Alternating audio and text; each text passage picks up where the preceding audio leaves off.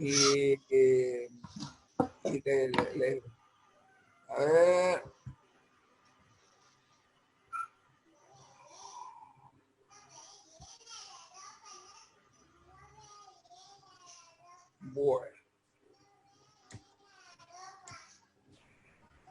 Bueno, empezamos entonces. Vamos a hacer rapidito, vamos a pasar esto, que era lo que fue la última vez que nos vimos, que son las causas que requieren el mantenimiento. Habíamos entonces visto el tema de los desgastes, por un lado, todo tipo de desgastes.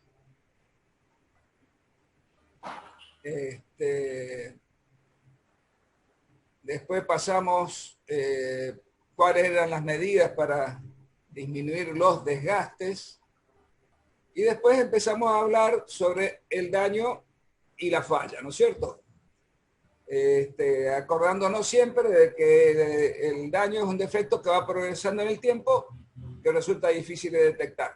La máquina o sistema puede cumplir total o parcialmente la función para la cual fue diseñada, y la falla es la variación fuera de tolerancia de la performance de un mecanismo o sistema o la interrupción total del servicio. Esos serían los conceptos más importantes. Después entonces hicimos un análisis de qué es un daño y una falla, tomando como ejemplo un automotor. ¿Cuáles son las causas del daño y la falla? Son la evolución de desgastes, un diseño defectuoso, son operativas, fallas humanas, fortuitas o casuales. ¿Cuáles son las características fundamentales del daño? Evoluciona, difícil de detectar, irreversible, no se detiene por sí solo y generalmente es reparable, salvo que se presente la falla. En caso de que un daño evolucione hasta una falla, puede ser muy costosa, ¿no es cierto?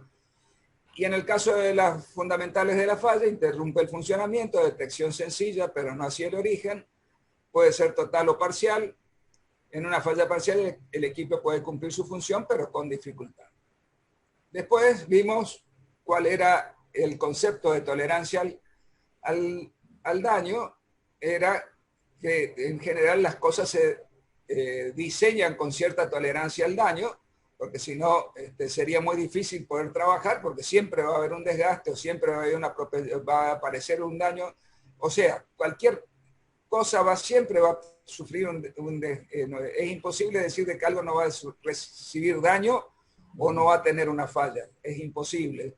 Son elementos mecánicos y tienen lamentablemente esa característica que pueden ocurrir, ¿no es cierto? Por eso entonces existían dos criterios de tolerancia al daño. Acá un poco por ahí se confundieron también en la pregunta, cuál era la vida asegurada y cuál era la falla asegurada. La vida asegurada es cuando yo hago algo tan sobredimensionado que en el tiempo estimado de funcionamiento de ese equipo no va a ocurrir una falla, y por lo tanto, o un daño, y por lo tanto tiene vida asegurada. Y en la falla asegurada tenemos alguna manera de algo en paralelo para que el equipo no termine por detenerse o tener algún problema más grave hasta tanto yo pueda detectar el problema y solucionarlo. ¿Cuáles son los costos del daño y la falla? El lucro cesante tiene que ver la incidencia de la tolerancia al daño, y dentro de los costos tenemos que ver cómo se afecta la confiabilidad y la regularidad. Confiabilidad era el concepto de decir cuál es la posibilidad de que falle un equipo, y la regularidad es cuál es la disponibilidad que tengamos de ese equipo en un determinado tiempo que pueda cumplir con regularidad la función para la cual fue diseñado. Bien. En el caso del daño, ¿cuál es la incidencia? Puede llegar a una rotura o colapso, o puede ser reparable. En el caso de la falla, puede ser que falle sin producir daño, pero que no se interrumpa su funcionamiento, o con daño, lo cual es más complicado. Bien, entonces ahora vamos a ver cuáles son las estrategias para reducir el daño. O sea, dijimos de que el daño va a ocurrir. Entonces, ¿cuáles son las maneras de reducir. Bueno, haciendo un resumen, primero es limpieza. Uno de los principales problemas que tenemos en cualquier caso de cualquier mecanismo va a ser la afectación por los desgastes producidos por falta de limpieza. Los equipos, justamente los equipos agrícolas están sujetos siempre a un medio ambiente abrasivo, o polvoriento, o afectado por productos químicos. Por lo tanto, el primer paso para evitar un daño va a ser una correcta limpieza, o sea, que dentro del programa de mantenimiento que tengamos nosotros, dentro de las acciones de mantenimiento, un punto importante es mantener la limpieza máxima posible, porque eso nos va a evitar los daños a posteriori, ¿no es cierto? Por otro lado, ¿cuál es la parte más importante para reducir el daño o para evitarlo o disminuir al mínimo común posible? ¿No es cierto? Va a ser detectarlo con anticipación. Entonces, ¿con qué se detecta un daño? Y a través de inspecciones programadas. Entonces, las inspecciones son las que nos van a permitir a nosotros disminuir la incidencia del daño y sobre todo detectarla tempranamente. Cuanto más temprano detectemos un daño, más posibilidades tenemos de intervenir y evitar males mayores. A través de mediciones periódicas, dimensionales, performance, producción, operacional, etc. Fundamental, con un registro periódico. O sea, no alcanza solo con hacer la inspección, sino tenemos que mantener un registro, tenemos que tener un historial de cada equipo, de cada máquina, de cada parte, porque entonces eso nos va a servir como antecedente. O sea, como en el médico hace una historia clínica, nosotros tenemos que tener también un historial mecánico del equipo. Eso nos va a permitir a nosotros, pero a través de ¿qué? De un registro que tenemos que tener, porque evidentemente si no hacemos ese registro, no vamos a tener el antecedente en el momento que tengamos algún problema, o para justamente ver cuál es la evolución de un determinado problema, ¿no es cierto? Conocimiento de la mecánica y funcionamiento. Bueno, caemos otra vez en lo que dijimos desde el principio. Tenemos que conocer perfectamente cómo es la mecánica del equipo, del sistema, de lo que tengamos y cómo funciona, porque eso nos va a determinar que nosotros podamos actuar y fundamentalmente prever qué tipo de daños podemos llegar a tener dependiendo de cómo funciona eso mecánica y operacionalmente. Muy bien, capacitación del personal, otra vez caemos en lo que ya habíamos hablado, y modificaciones, actualizaciones, etcétera. Tenemos que, evidentemente, si tenemos un daño repetitivo, un daño que es difícil de localizar, un daño que finalmente puede llegar a terminar en una falla, tenemos que analizar las posibles modificaciones al diseño, en las modificaciones al material, modificaciones desde el punto de vista operacional. Esto hay que usarlo de esta manera, hay que usarlo de la otra manera, etcétera, ¿no es cierto? Conclusión, todas estas estrategias van a permitirnos a nosotros terminar reduciendo el daño.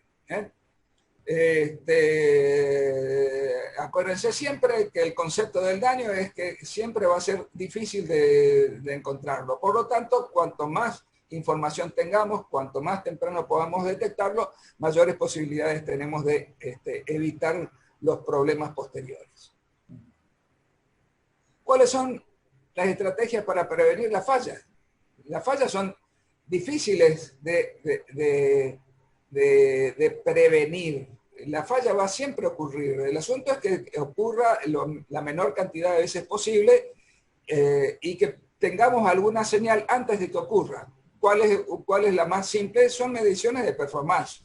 O sea, si yo estoy midiendo algo, evidentemente, cuando eso empieza con una tendencia a salir fuera de los parámetros que nosotros hemos establecido, que el fabricante estableció, que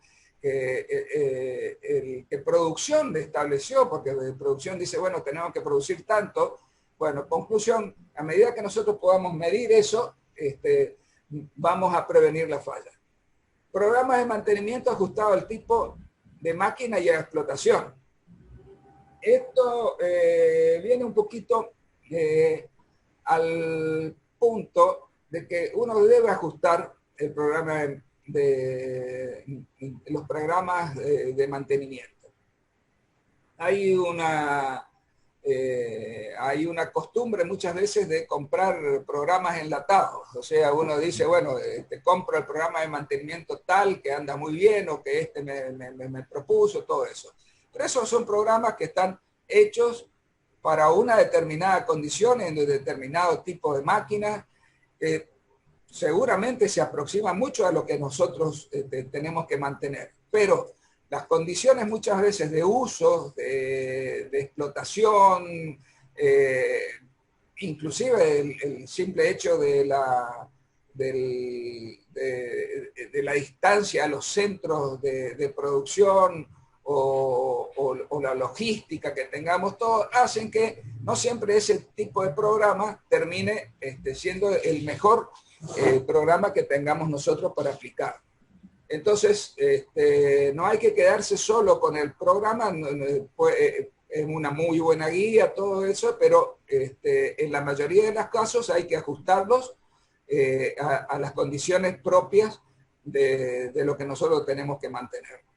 Es muy común ver, nos ha pasado a nosotros trabajando con nuestros clientes, de que en más de una ocasión tienen programas de mantenimiento que lo han adoptado y que son tan complicados a veces que terminan siendo contraproducentes, porque al final no terminan de cumplirlo como corresponde, y al fin y al cabo entonces eso significa de que no tenemos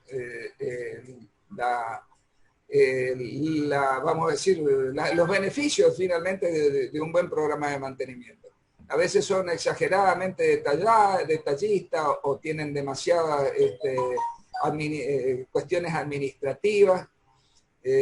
Siempre cuando llego a este punto recomiendo de que hoy hay muchos elementos que nos permiten a nosotros hasta desarrollar nuestro propio programa de mantenimiento.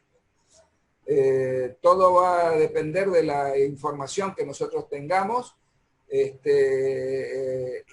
es muy sencillo hacer un plan de mantenimiento que después uno lo puede ir, mejorando con el tiempo, pero que realmente no es tan complicado. Hay mucha información hoy. Y hay muchas herramientas informáticas para hacerlo, ¿no es cierto? Desde el momento que tenemos un Excel y tenemos un project, realmente hay un montón de cosas que podemos actuar nosotros sin necesidad de ir a comprar un plan de mantenimiento o ir a comprar algo que ya está hecho, ¿no es cierto? Por otra parte, es obvio que estamos hablando de distintas cosas, depende del alcance del equipo, del sistema, de lo que sea. Si vamos a ir a una fábrica y tenemos que ver toda la fábrica, evidentemente tendremos que ver ahí ya algún programa más estructurado o que ya venga más o menos que nos sirva de base. Pero a veces el simple hecho de tener un tractor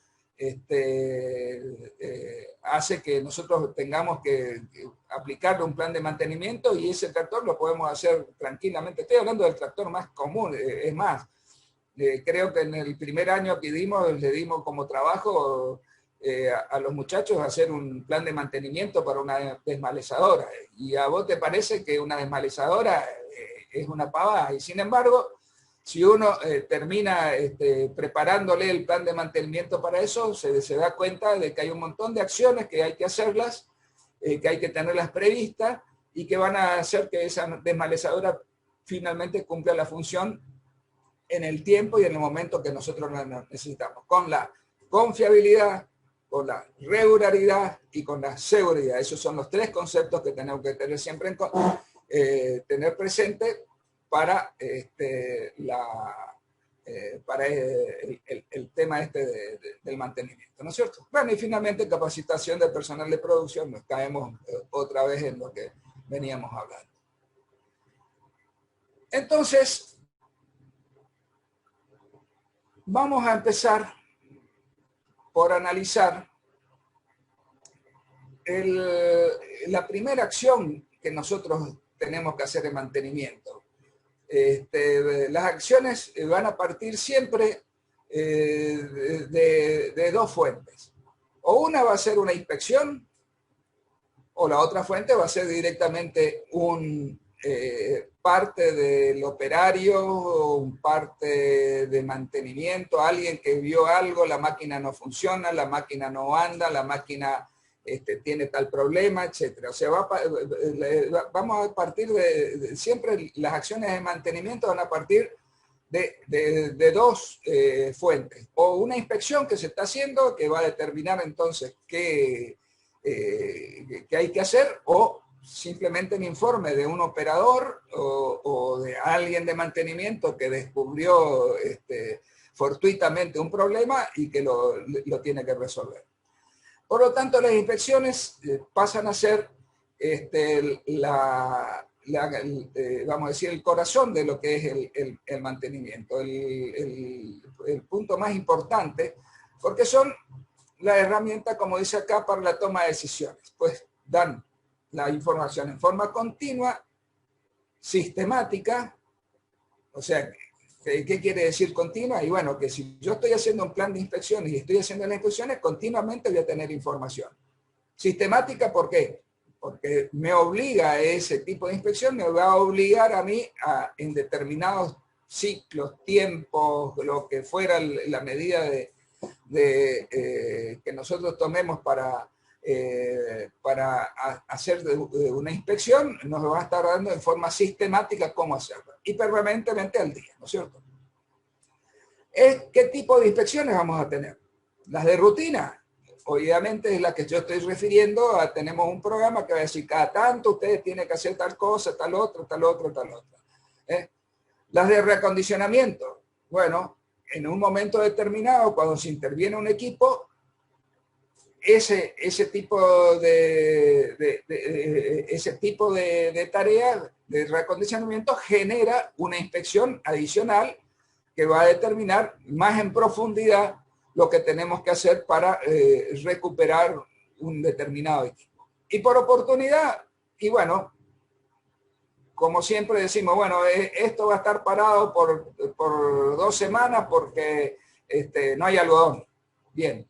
Entonces es una oportunidad, una inspección de oportunidad. Nosotros vamos a ir y vamos a inspeccionar el equipo aprovechando que tenemos 2 semanas de parada porque llueve, porque, bueno, hay miles de razones que generan las oportunidades. Esas oportunidades no hay que dejarlas pasar. Justamente hay que aprovecharlas porque son en el momento que nosotros podemos detectar cosas que probablemente en otro momento no podamos hacerlo justamente por las condiciones de uso, etcétera. Esto es muy típico de, por ejemplo, hay un punto difícil de inspeccionar, algo que es difícil de acceder cuando uno está en operaciones.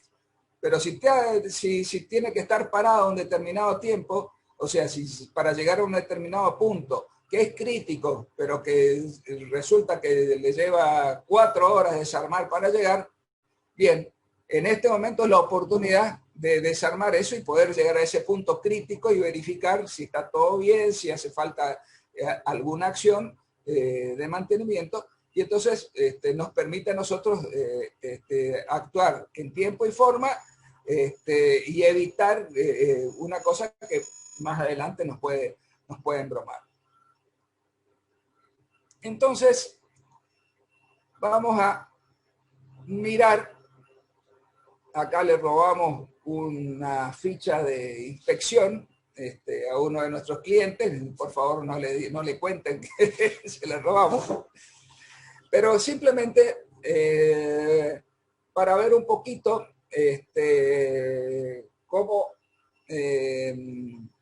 cómo se trabaja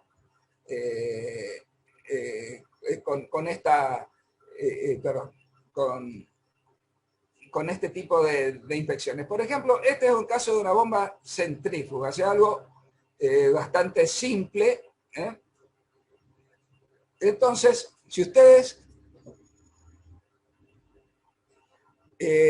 observan, está todo codificado acá hacia la izquierda para que diga qué tipo de inspección va a ser, ¿no es cierto? En este vamos a empezar por la más simple, que es la inspección mensual mecánica. Entonces, fíjense, primero y principal, las inspecciones son de distintos tipos, pero la más común de todas es la inspección visual. La inspección visual requiere cierto entrenamiento, no es que simplemente por mirar yo ya puedo determinar el estado de alguna cosa, sino requiere cierto entrenamiento. Por ejemplo, dice sello mecánico, empaquetadura con bomba en marcha, pérdidas, verificar en forma mensual. Ahora, el tipo tiene que saber cómo se ve una pérdida en una bomba. Porque capaz que el tipo, el mecánico que va a andar, no está entrenado para eso y probablemente quizá mira el ventilador del motor y no está mirando el punto exacto donde tiene que mirar. No, por favor, no te rías porque te puedo asegurar que ocurre. Espera que me estoy quedando sin voz, me voy a tomar un poquito. Espera.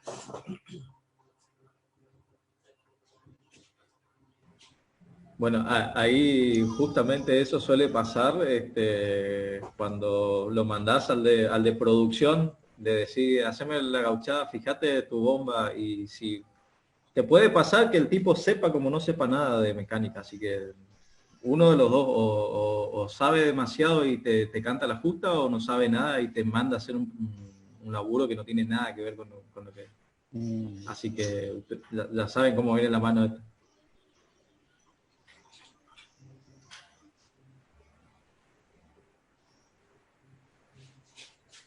Fíjense. Que hay Bueno, posibilidades de que haya eso.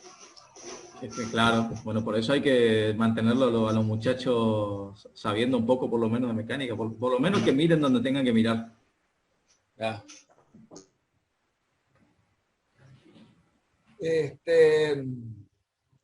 Bueno, sí, justamente es lo que... conclusión, para tener en cuenta, siempre que se haga una inspección, y esto ya es una recomendación para el día que les toque a ustedes, si les van a hacer ustedes, si le tienen que decir a alguien, una inspección mensual, visual, significa que cuando acá vamos a ver una bomba, esta bomba centrífuga, que es una inspección visual, porque si ustedes ven, hay algunas cosas que requieren ciertos instrumentos, pero la mayoría es visual. Siempre tenemos que ver el contexto.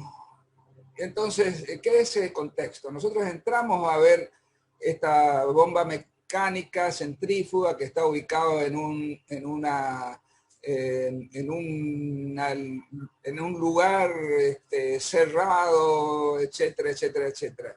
Cuando se entra ahí, lo primero que hay que hacer es ver todo el contexto, todo, a ver, la iluminación, los olores, las temperaturas, o sea, ver todo eso, porque muchas veces en estas inspecciones, al ser sistemáticas y que te hacen ir a un lugar determinado a ver una determinada máquina, te permite a la vez capaz que entraste y ves, estás viendo la bomba 1A y resulta que al lado está la 1B que está en este momento haciendo ruido.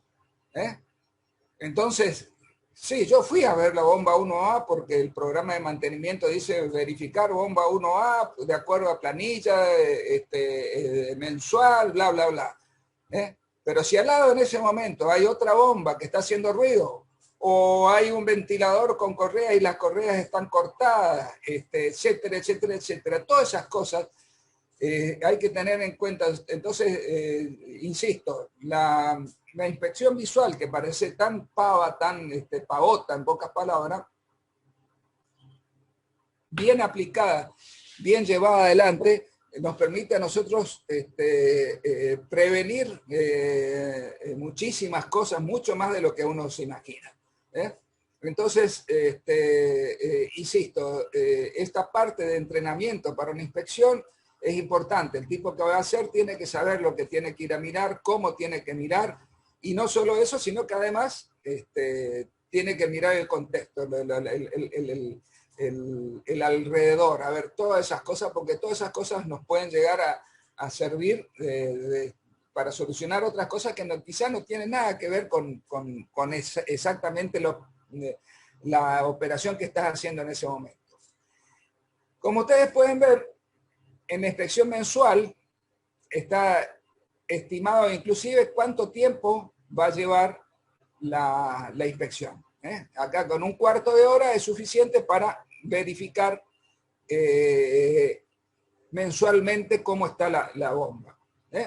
Y en este caso es todo simplemente esto de verificar, verificar, verificar. Fíjense que hay limpieza exterior, hay que realizar.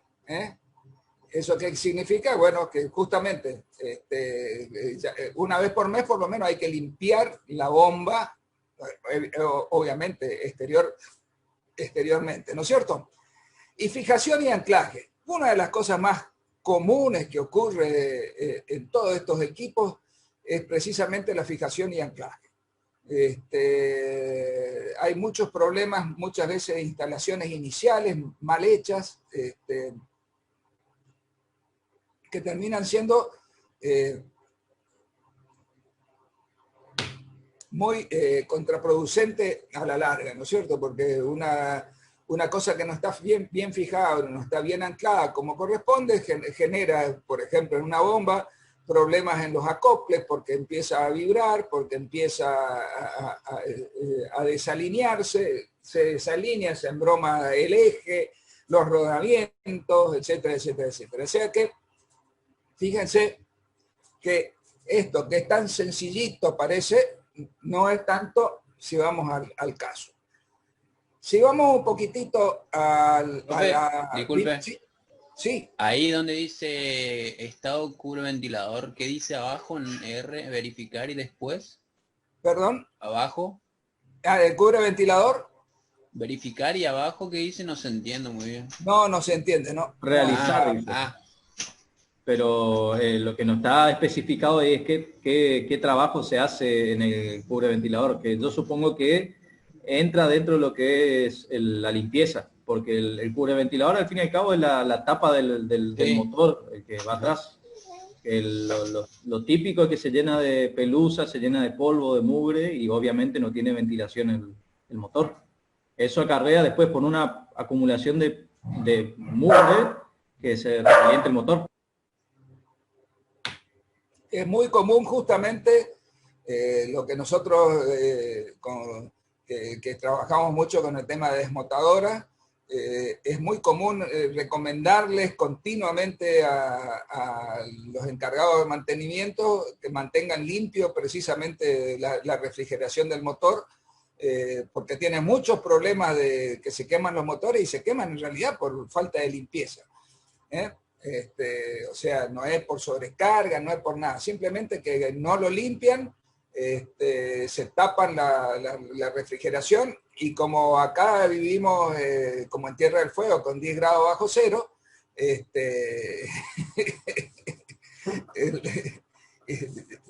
una vez que pasamos los 100 grados de temperatura, la lubricación de los rodamientos empieza a fallar.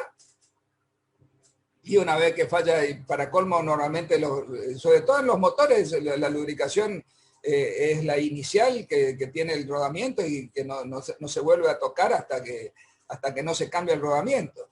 Entonces, si yo tengo problemas de temperatura por esta razón, por falta de limpieza, ustedes digan, son motores que cuando se queman la reparación sale, no sé, yo la verdad que hoy ya no tengo idea del precio porque estamos tan con estas medidas de ayer estamos peor. En yuanes. En yuanes, pero no sé, hoy debe estar fácil un motor de 10 HP, 15 HP, estoy hablando de unos chicos, debe estar en, qué sé yo, 10.000 pesos fácil. Sí, yo casi tiro 15. Sí, tirando a 15, ¿viste? Y simplemente porque no se efectuó la limpieza como corresponde. Fíjense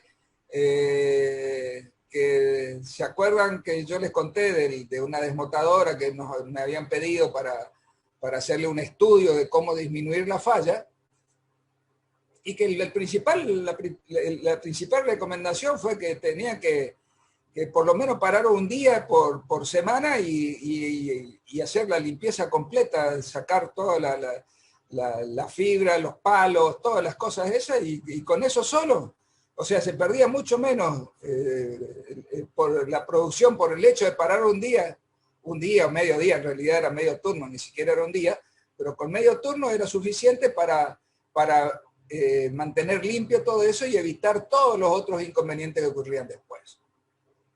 Pero siguiendo acá con la ficha de inspección, fíjense, en el motor eléctrico, esta parte hacíamos nosotros, porque ahí no se nota, pero era justamente medición de vibraciones a través de instrumentos ahora, con lo cual nosotros podíamos detectar si había fallas en los rodamientos, todo eso. El sistema de análisis de vibraciones permite detectar con bastante antelación ese tipo de problemas y programar, por lo tanto, las reparaciones cuando correspondan, ¿no es cierto?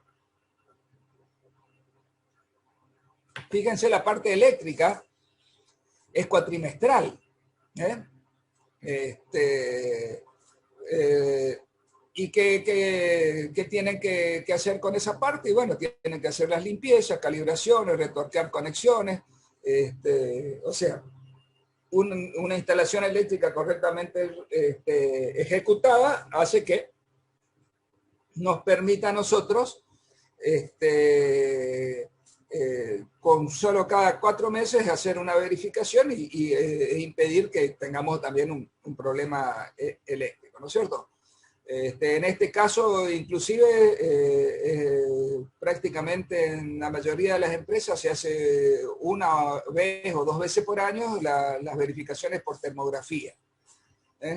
¿Qué hace la termografía? Nos permite a nosotros verificar las conexiones y todo sin necesidad de andar retorqueando como pide acá las conexiones y todo eso. Simplemente verificando, ustedes saben que una conexión floja va a generar un aumento de temperatura en el punto por la circulación de corriente, y bien, entonces eso nos permite a nosotros detectar con bastante anticipación.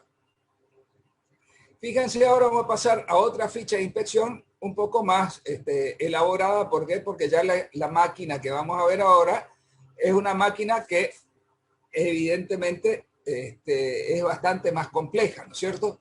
Tiene muchas más partes, y además no solo que está que es más compleja, sino que también está sujeta a desgastes propios del tipo de trabajo que hace. Esto es una rebajadora, es una máquina que tiene un rolo con cuchillas y que se usa para rebajar, como dice, el cuero. O sea, el cuero tiene un determinado espesor y entonces una cuchilla va reduciendo el espesor del cuero, que en realidad lo que hace es emparejarlo, en pocas palabras, ¿no es cierto?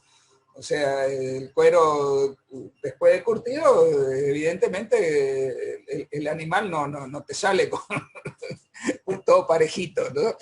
Entonces, lo que hace la rebajadora es simplemente una cuchilla de unos 3 metros más o menos de largo, de ancho, digamos, con un diámetro de 30 centímetros, 40 centímetros, 30 centímetros por ahí, y que tiene unas cuchillas. Entonces, si ustedes miran la parte primera, cada 60 días, otra vez tenemos todo lo que se hace a través de medición de vibraciones, ¿eh? Porque son todos rodamientos, etcétera, etcétera, etcétera, todo un montón de movimientos que se determina a través de ese tipo de inspección. Pero cuando vamos a la parte mensual, si ustedes empiezan a ver, fíjense, la máquina limpieza general.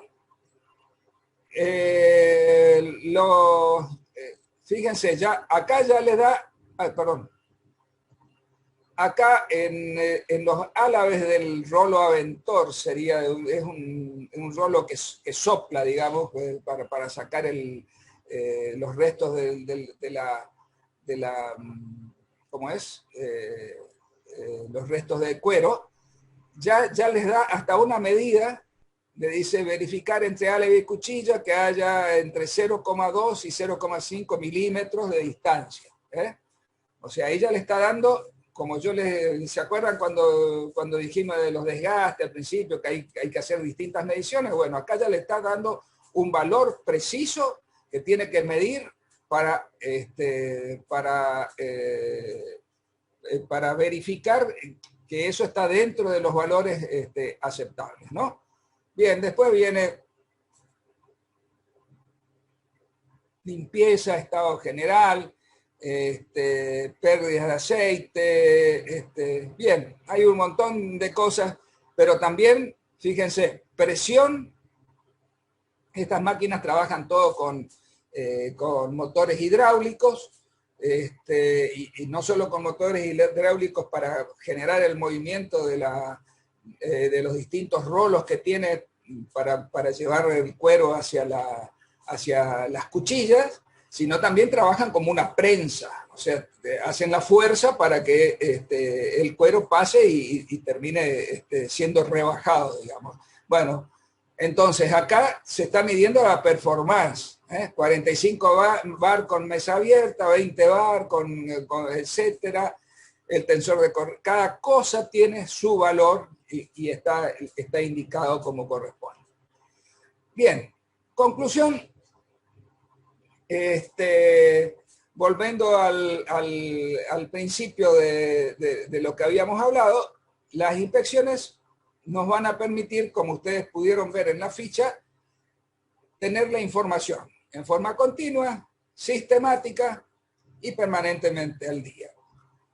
Esos tipos de inspecciones que vimos recién fueron inspecciones de rutina. Esas inspecciones de rutina también nos van a derivar en una inspección de reacondicionamiento, porque en un momento determinado, cuando la de rutina diga, miren, el rolo de cuchillas está muy desgastado porque hay una medida que dice cuánto tiene que tener la cuchilla. O sea, no pusimos todas, son como 3 o 4 hojas de la ficha de inspección, ¿no es cierto? Pero bueno, dice, bueno, la cuchilla llegó a un valor mínimo. Bueno, va la cuchilla entonces a reacondicionarse. Cuando se reacondiciona van a verificar cómo está la cuchilla, cómo está el calafateado, etcétera, etcétera, etcétera, etcétera. En conclusión, finalmente, la inspección es el alma del cuadro, es lo más importante que tenemos que como acción de mantenimiento. Por supuesto, esta es la parte de determinar cómo reducir los daños, cómo evitar las fallas, etc. Después va a venir la parte de mantenimiento propiamente dicho del tipo de reparación que se va a hacer, que es toda otra vamos a decir, otra actividad que hay que tener en cuenta, donde ya va a entrar la parte del entrenamiento del personal que va a hacer los reacondicionamientos y que va a hacer las reparaciones. Nosotros vamos a tener, por ejemplo, en la industria aeronáutica donde yo trabajaba, nosotros teníamos inspectores que realizaban, mecánicos aeronáuticos que realizaban las inspecciones. Después teníamos inspectores que tenían que certificar lo que el tipo había hecho. O sea, porque en este caso, por cuestiones de seguridad, como decía Perón, el hombre es bueno, pero si se lo controla es mejor, ¿no es cierto? Y bueno, en este caso en particular, realmente no solo había un mecánico que hacía la inspección de acuerdo a una planilla que tenía, sino después iba un inspector y verificaba que el tipo haya hecho el trabajo correctamente. Entonces, y después de eso, iba la parte que se desmontaba todo, iba al taller de mantenimiento. En el taller de mantenimiento estaban los mecánicos dedicados exclusivamente a reparar los equipos. ¿Por qué? Y porque no es lo mismo el tipo que está haciendo la inspección que el tipo que está haciendo la reparación. El tipo que está haciendo la reparación conoce el equipo, conoce el funcionamiento, tiene las herramientas y está entrenado para hacer eso. Por lo tanto, el otro aspecto del mantenimiento va a ser el tipo que hace la reparación. O sea, por un lado tenemos la inspección y por el otro lado tenemos las reparaciones, las recorridas, lo que corresponde, ¿no es cierto? Obviamente va a depender de a qué nos estamos refiriendo, qué tipo de sistema es el que estamos interviniendo, para si vamos a ir a una desmotador y ustedes son los jefes de mantenimiento, van a tener que tener una organización de mantenimiento, eso lo vamos a ver en otra clase, que es la que me va a permitir a mí controlar todo esto para que todo funcione como corresponde. Pero lo que sí me quiero detener ahora es en el tema de qué sistema de mantenimiento vamos a tener que usar. ¿Por qué? Porque el sistema de mantenimiento de esas inspecciones van a tener que estar incluidas dentro de algún programa de mantenimiento. ¿Cuáles son los tipos de mantenimiento más usuales que tenemos? Más allá del concepto de mantenimiento que dijimos nosotros que teníamos el correctivo, el preventivo, el predictivo y toda la nueva, el proactivo y todas las nuevas RCM, TPM, todas las nuevas, los nuevos sistemas, ¿no es cierto? Más allá de eso, vamos a tener que ver qué tipo de mantenimiento, si va a ser por tiempo fijo, si va a ser por condición, si va a ser por evolución controlada, cuándo vamos a tener las inspecciones mayores o recorrido general, cómo va a ser el mantenimiento. En realidad, acá dice mantenimiento programado, todos los mantenimientos son programados. Lo que pasa es que algunos van a estar por tiempos fijos, otros van a ser progresivos y otros va a ser del tipo ecualizado. El asunto es que primero y principal tenemos que determinar las frecuencias de esas inspecciones. ¿Qué tipo de inspecciones? ¿Qué frecuencia van a tener? Bien, para eso vamos a partir desde el punto ustedes vieron recién en la ficha que tenemos distintas frecuencias dependiendo de qué tipo de equipo estamos hablando, de qué tipo de trabajo se hace, etcétera, etcétera, etcétera. Entonces, obviamente, el tema va a ser ir determinando para cada elemento qué frecuencia va a tener. El mantenimiento por tiempo fijo establece que prácticamente los equipos tienen una determinada vida útil y que esa vida útil va a llegar a un determinado punto donde van a requerir determinado tipo de cosas. Vamos a suponer un auto, el motor. ¿Y en el motor qué va a hacer? Bien, el filtro de aceite va a tener un tiempo fijo, cada tantos kilómetros, las bujías van a tener otro tiempo fijo, cada tantos kilómetros, etcétera, etcétera, etcétera, ¿no es cierto? Eso sería el tiempo fijo. Por condición vamos a tener otras frecuencias. Vamos a decir, mira, vamos a controlar cada tanto la compresión, o vamos a ver la presión de aceite cada tanto para ir determinando la evolución de eso para ir resolviéndolo. Por evolución controlada. Eso se refiere en realidad a equipos que son muy confiables y que si tuvieran algún problema o alguna falla no nos van a afectar al funcionamiento del sistema en general. Entonces, ¿por qué evolución controlada? Y porque vamos a ir controlando que no tenga problema. Y el día que tiene problema, no nos va a embromar en el resto del funcionamiento del sistema. Entonces, no vale la pena tenerlo dentro de un programa de tiempo fijo o condición para algo que realmente no nos va a afectar a nosotros en el mantenimiento, pero que es importante sí tenerlo en cuenta. Y fundamentalmente, hay muchas cosas, como ya habíamos hablado en su momento, que van a tener mantenimiento correctivo, porque no se justifica, como dijimos, hacerlo por los otros tipos de sistemas. Pero sí lo que tenemos que tener para esos casos es tener preparado un protocolo, un procedimiento de cómo se va a actuar el día que ese elemento falle, o ese elemento quede fuera de tolerancia, o ese elemento nos provoque un problema. Tenemos que tener en cuenta qué tipo de mano de obra vamos a necesitar, qué herramientas vamos a necesitar, qué repuestos vamos a necesitar y cómo vamos a tener que actuar el día que eso falle. Si tenemos todo eso preparado, ese mantenimiento correctivo va a afectar mínimamente lo que tengamos que hacer con el resto del sistema. Entonces, no es que mantenimiento correctivo significa simplemente, bueno, el día que se rompe nosotros lo arreglamos. No.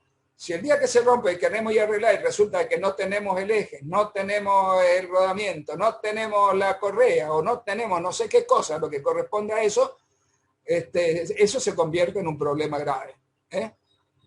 Entonces, aquellas cosas que nosotros determinemos que van a tener mantenimiento correctivo, esas cosas lo vamos a tener que tener en cuenta en los procedimientos que tenemos que tener para el día que ese elemento falle.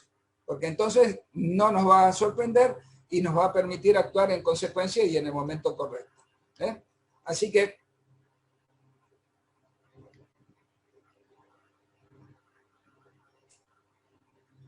seguimos. Bien, mantenimiento programado por tiempo fijo. ¿Qué es mantenimiento programado por tiempo fijo? Es un mantenimiento que se utilizaba mayormente antiguamente cuando uno tenía más de un equipo de repuesto. ¿Por qué? Porque el mantenimiento por tiempo fijo requiere que, vamos a suponer, no sé, ¿ustedes me están viendo o no? Bien. Se ve bien. Bien. ¿Qué es un mantenimiento por tiempo fijo? Dice que a las 1500 horas yo tengo que hacer algo, a las 3000 horas tengo que hacerle otra cosa, a las 4500 horas tengo que hacerle otra cosa, y a las 6000 horas tengo que hacer recorrida general. Recorrida general es, no sé si se llega a ver o no, porque el grafiquito. Capaz que si deja de compartir la pantalla, en una de esas se ve mejor en la pantalla grande. A ver, vamos a ver. Ahí está, ahí se ve bien. ¿Se nota? Entonces, acá tenemos 0 horas, un equipo nuevo. De acuerdo al sistema de inspección que tenemos, dice que a las 1500 horas tenemos que intervenir haciéndole una pequeña reparación o verificando algo. A las 3.000 horas dice, cámbiele los filtros o cámbiele los rodamientos. A las 4.500 horas, otra operación, y a las 6.000 horas dice, bueno, sáquelo de la línea de funcionamiento, repárelo para que esto vuelva a 0 horas. Entonces, este sistema es un sistema que se usaba sobre todo cuando uno tenía cierto exceso de elementos, o simplemente era el concepto que se tenía siempre de que máquinas iguales a momentos iguales van a desgastarse iguales y fallar iguales, que sabemos que ya no es tan así, ¿cierto? De todas maneras, hay muchos casos donde uno tiene comprobado de que los elementos van a tener a los 1.500, 3.000 cosas. Eso se hace por tiempo fijo directamente. No significa que no haya equipos que no se aplique esto. Insisto, siempre los programas de mantenimiento van a tener un poco de cada cosa. Posiblemente van a tener más del predictivo que el del preventivo, posiblemente porque las nuevas técnicas y las nuevas herramientas que contamos nos permiten a nosotros trabajar con eso, ¿no es cierto? Pero de todas maneras va a haber cosas que van a tener tiempo fijo, van a tener cosas que son correctivas. ¿Cuál es el progresivo? El progresivo es un sistema que nos permite a nosotros disponer de el equipo, porque en realidad se hace por ciclos ahora. Y entonces, ¿qué significa por ciclo? Nosotros dijimos hoy que teníamos un equipo que trabajaba cada 1.500 le hacíamos algo, ¿no es cierto?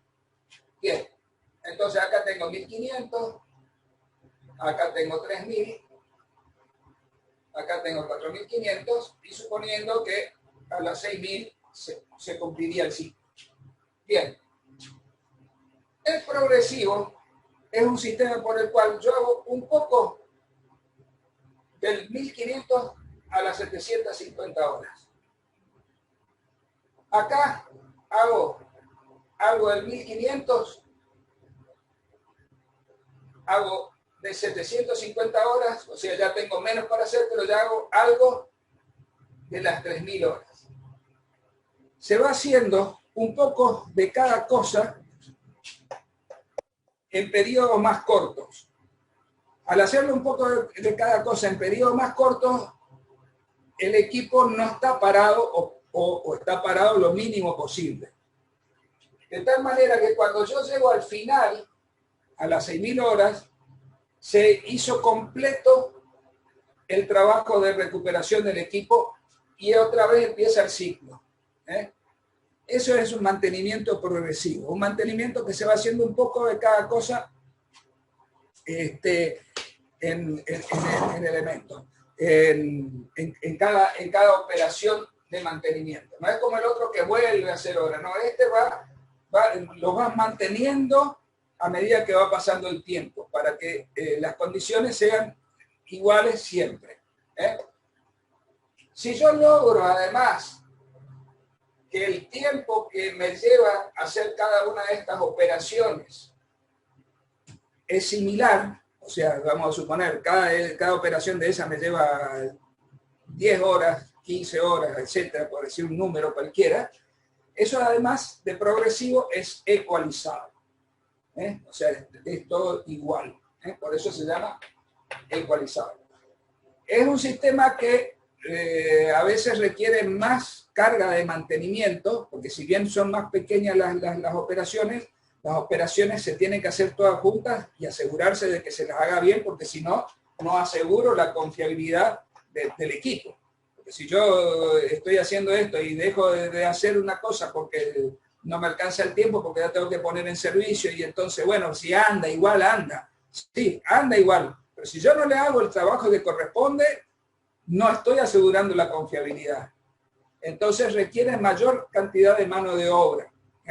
Entonces, este sistema es un sistema que es muy bueno, pero que hay que tener cuidado al aplicarlo, porque puede ser de que yo no termine si no se hacen bien las cosas, no termino asegurando lo que se llama la confiabilidad del equipo.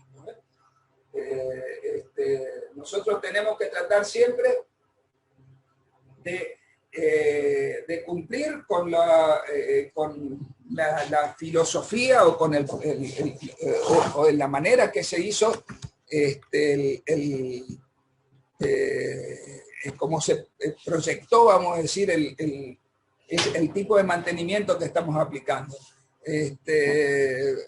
Porque si no, eso va degenerando en el tiempo y al fin y al cabo uno termina con miles de problemas